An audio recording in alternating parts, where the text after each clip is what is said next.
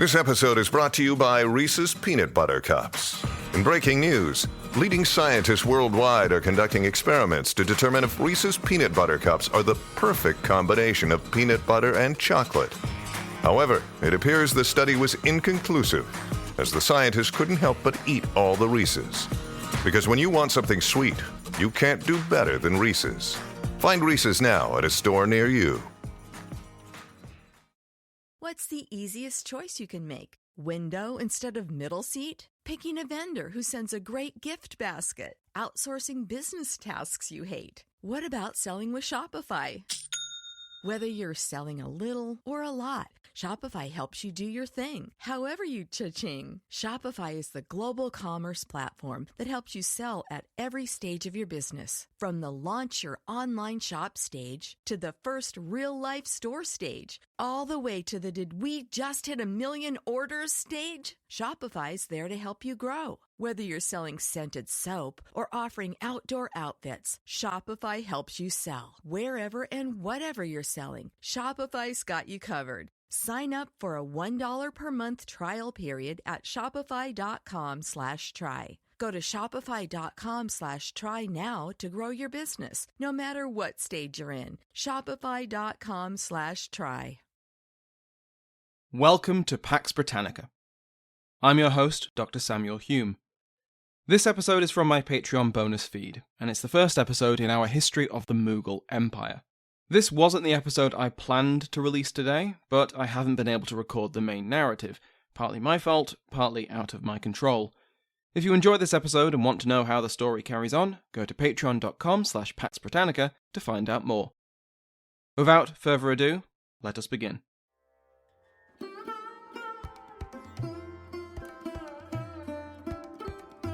On the 22nd of September 1398, an army of Mongols passed through the mountains of the Hindu Kush and crossed the Indus River over a bridge of boats.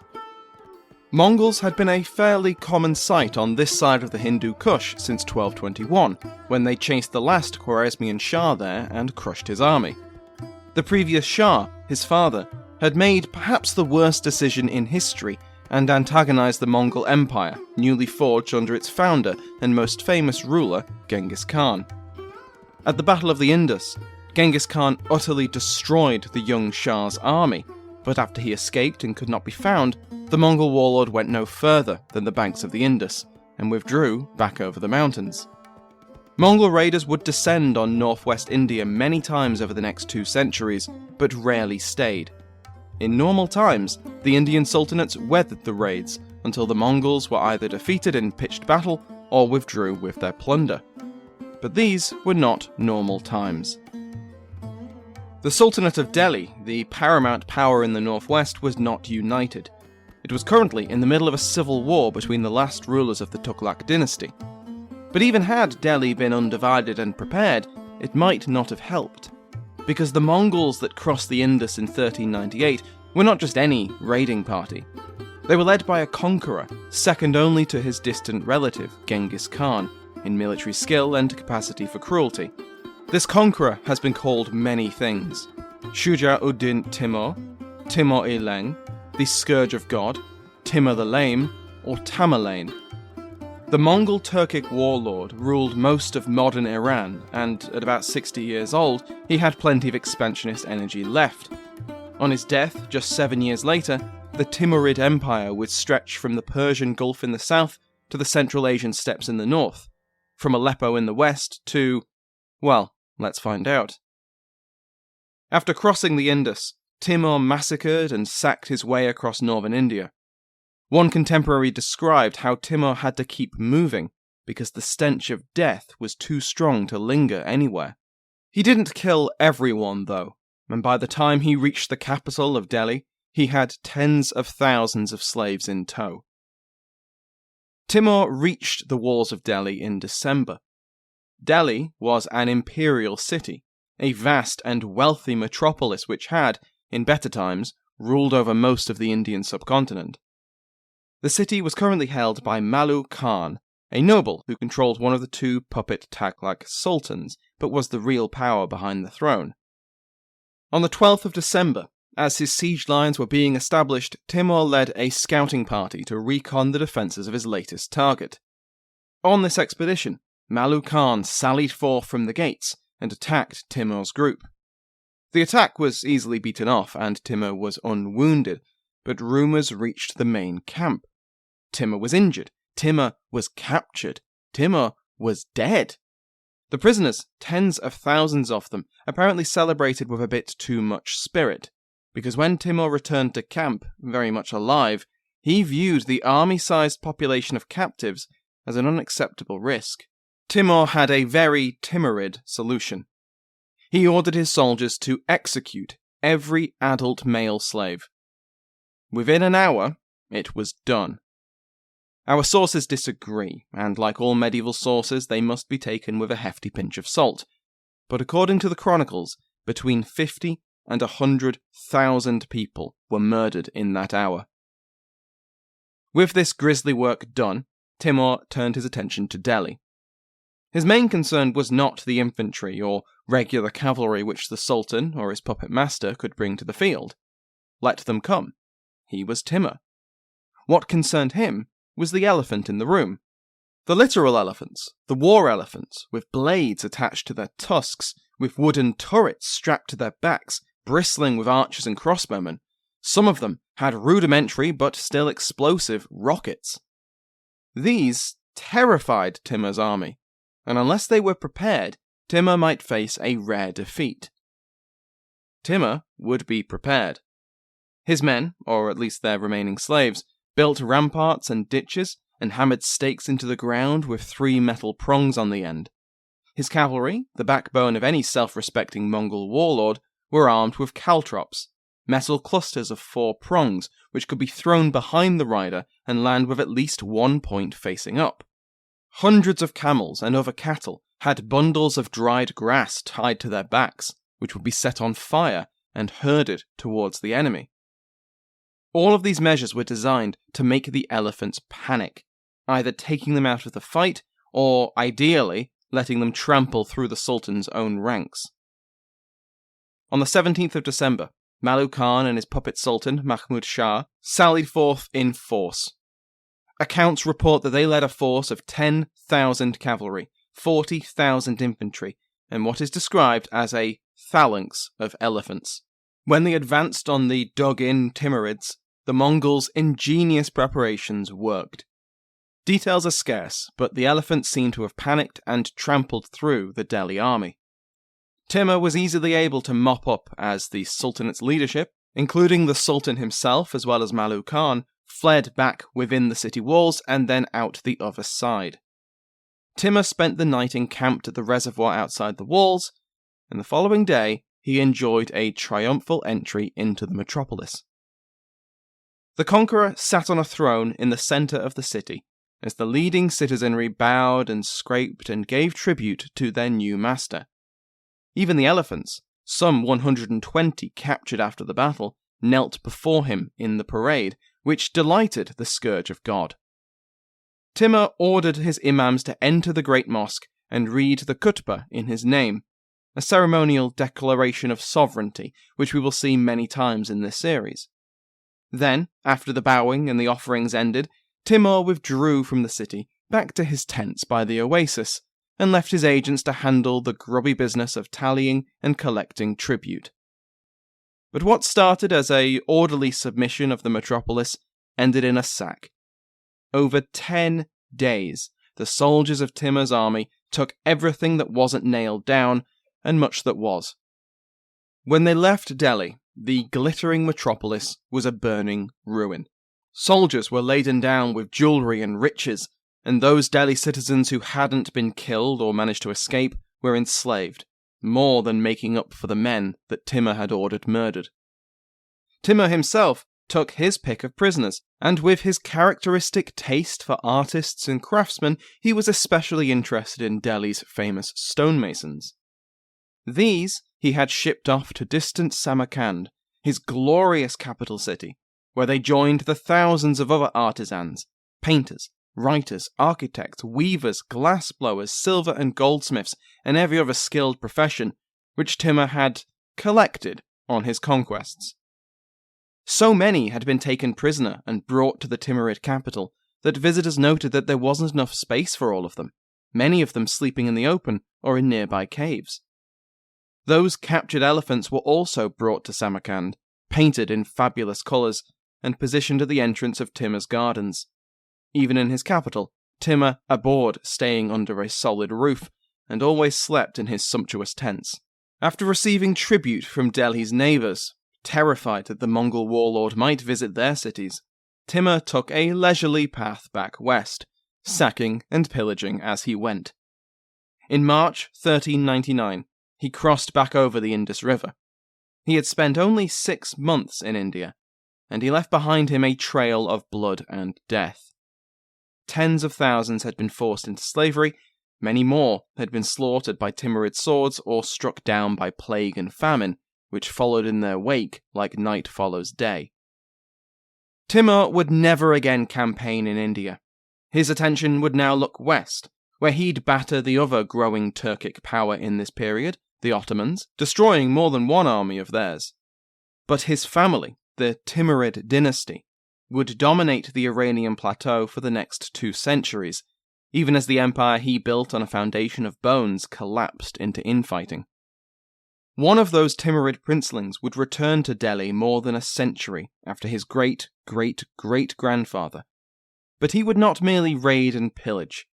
He would stay, and forge an empire to rival that of his gruesome ancestor. That is, after all, the source of the name Mughal, the Persian word for Mongol. This second Mongol empire would be very different to its predecessor. Following Sunni Islam rather than worshipping Tengri, more Turkic or Persian than Mongolian, and an empire of Indian cities and splendour than felt tents and open steppe.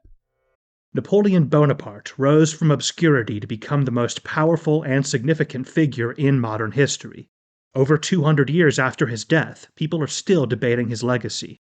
He was a man of contradictions, a tyrant and a reformer, a liberator and an oppressor, a revolutionary and a reactionary. His biography reads like a novel, and his influence is almost beyond measure.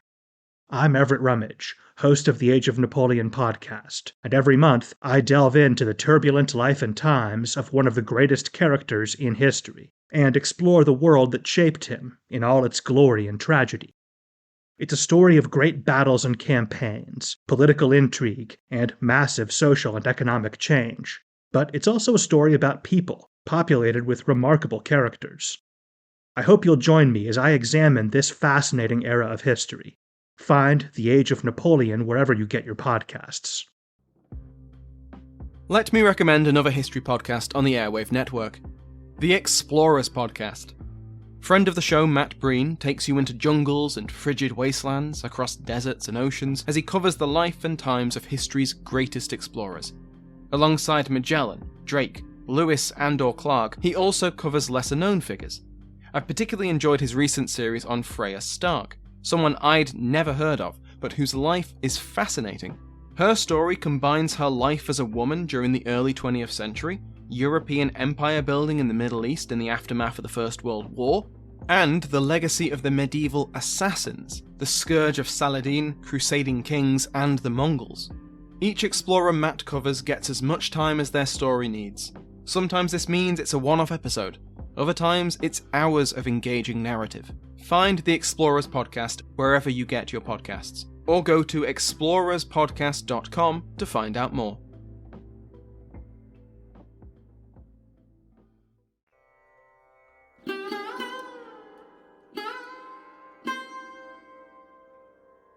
Welcome to the History of the Mughal Empire, Episode 1, The Throneless Times.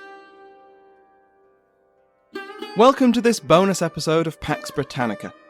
This is the first in a Patreon series. The history of the English and then British Empire in India is, for a century, mostly a history of European traders attempting to gain influence and trading rights from the Indian states they found there, and the most powerful and wealthy of these was the Mughal Empire. But I don't want to look at the Mughal Empire just from the perspective of the British Empire. We'll cover that in the main feed, and it will get plenty of attention, especially as the East India Company begins to rival their Mughal hosts. But the Mughals are fascinating in their own right.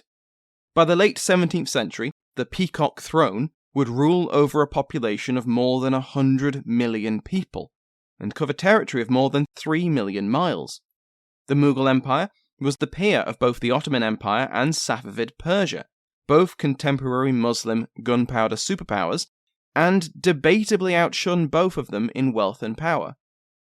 The Qing dynasty of China was the only contemporary larger and more powerful, but with the geographic barriers of Indochina, the host of maritime states of Southeast Asia, and, the Himalayan mountain range, their contact was fairly limited. The Mughal Empire was an economic, military, and cultural powerhouse, and I'm excited to dive into its history and bring you along with me. We'll start our history of the Mughals in February 1483, with the birth of the eldest son of Umar Sheikh Mirza II Timurid, the Emir of Fergana. His son was named Zahir ud-Din Muhammad, but history will know him as Babur, so that's what we'll call him. Babur was the 5th generation descendant of Timur through his father's side, and a 15th generation descendant of Genghis Khan through his mother's.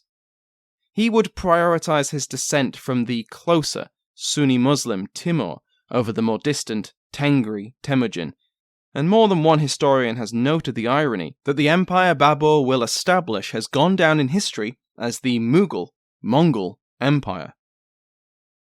Fergana, in the region of Transoxiana in modern-day Uzbekistan, was a fairly prosperous province of the waning Timurid world. Since Timur's death, the boundaries of the Timurid Empire had shrunk, especially with the death of perhaps the last great Timurid Padishah, Shah Rukh, in 1447. Since then, internal divisions and outside aggression, especially from the Akkoyunlu Confederation, had reduced Timurid territory, but the descendants of Timur still ruled over most of modern Iran and Afghanistan, in a patchwork of emirates and petty sultanates. Babur's father died of natural causes when his son was only 11. That natural cause was gravity. A keen keeper of pigeons, the emir had been in his dovecote on the edge of the roof of Akshi Fort when it suddenly collapsed, sending him plummeting to his death. Now Emir Babur did not have long to mourn his father. He was suddenly thrust into the dangerous world of Timurid politics, and he was determined to be a player. Their common ancestor, the dynastic founder Timur, was the only thing shared by the various petty kings, emirs, and governors who ruled the reduced Timurid world. Ambitions and rivalries kept the Timurid princelings in a state of constant warfare for control of different territories. The wealthy cities were the greatest prizes: Herat, Bukhara, and Timur's capital of Samarkand, but we shouldn't overstate how sedentary the Timurid princes were. Even in these metropolises, wealthy from agriculture and the trade of the Silk Road, many Timurid princes lived as Timur had, in grand gardens connected to the cities, in fabulously adorned tents decorated with tapestries and carpets from across the Muslim world. This preference for semi-nomadic living was helpful in the cut and thrust of Timurid politics. A prince's wealth was rarely in land or palaces, but in carpets and tapestries, silk tents, goblets and plates of gold and silver, horses, camels, cattle, swords, bows, armor, paintings, movable goods that could be bundled up at short notice or given out with gracious generosity to ensure loyalty from followers and mercenaries who demanded results and rewards. Wealth and power was often fleeting. The balance of power among the Timurid princes was constantly in motion. So, what of Babur?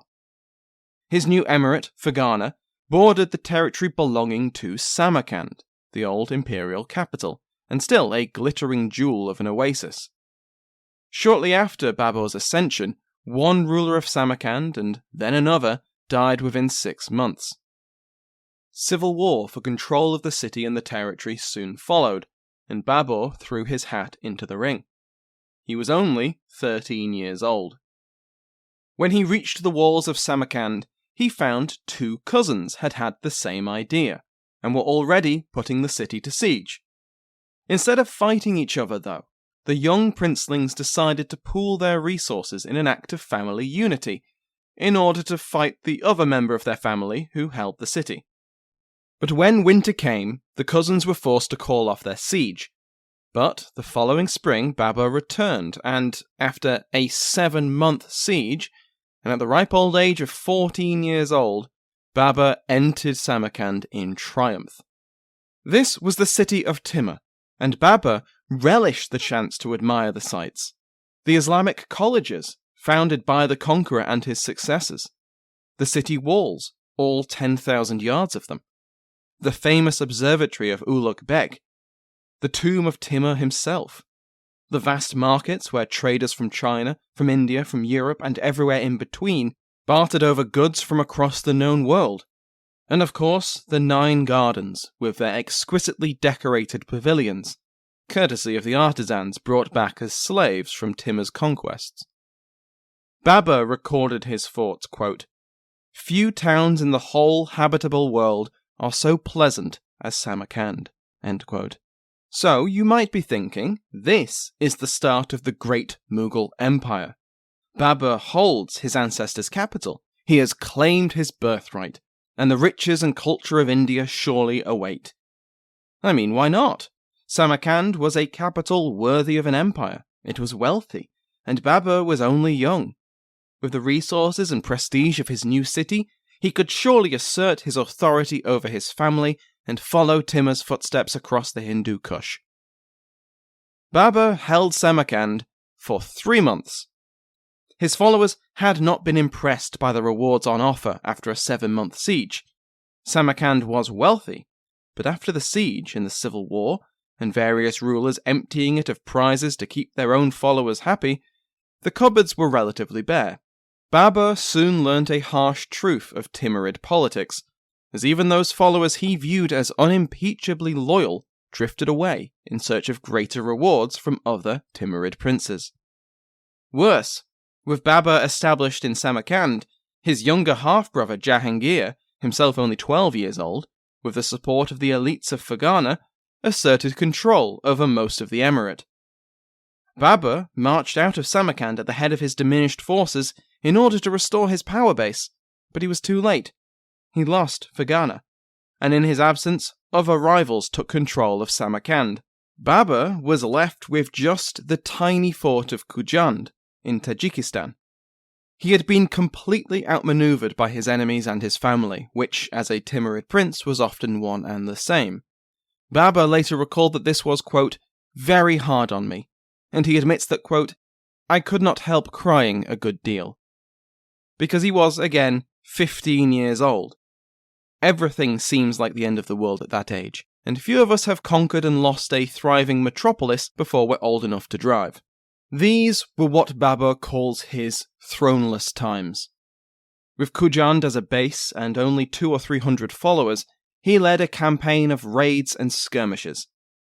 A common strategy would be to leave Khujand in the middle of the day, ride 30 to 40 miles to their target, usually a walled village or small fort, and time their arrival for after dark. Then they would sneak to the walls with ladders, seize those walls, and then fight tooth and nail until being either driven back or the settlement acknowledged their new sovereign. Often the raiding party would be spotted before they reached the walls, and the attack would have to be called off. If they encountered a rival raiding party, it would usually end with blood. But bit by bit, Babur rebuilt his power base. Soon, his mothers and sisters joined him. Bamber Gascoigne, in his The Great Moghuls, which has been invaluable for this episode, describes how the fratricidal fighting within the Timurid dynasty allowed for the free travel of the women of the household. Now 16, Babur was also introduced to his new wife, Aisha Sultan Begum. His cousin and a Timurid princess, Babur claimed that he was just too shy to visit her more than once a fortnight. But Gascoigne suggests an alternative reason, quote, "His own first love affair, unconsummated, was for a boy in the camp bazaar.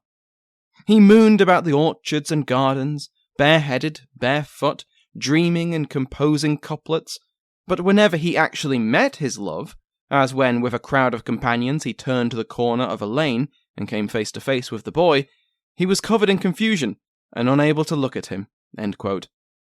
Adorable.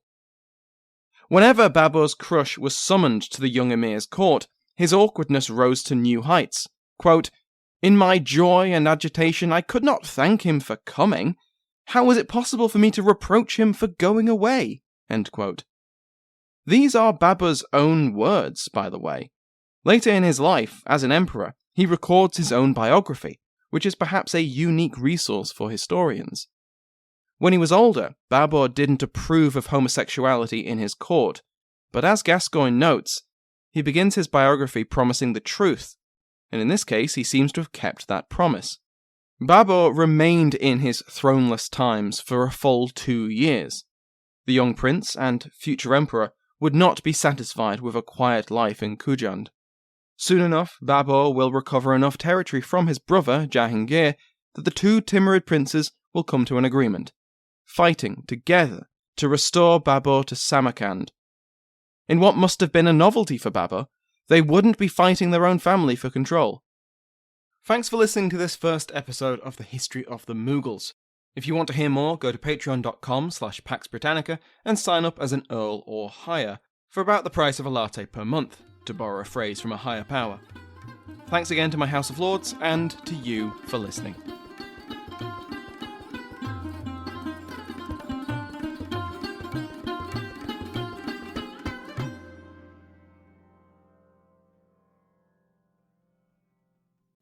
Hi everyone, this is Scott.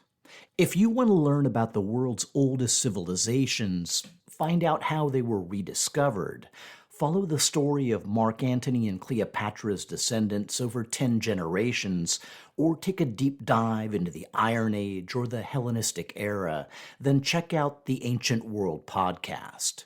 Available on all podcasting platforms, or go to ancientworldpodcast.com. That's the Ancient World Podcast.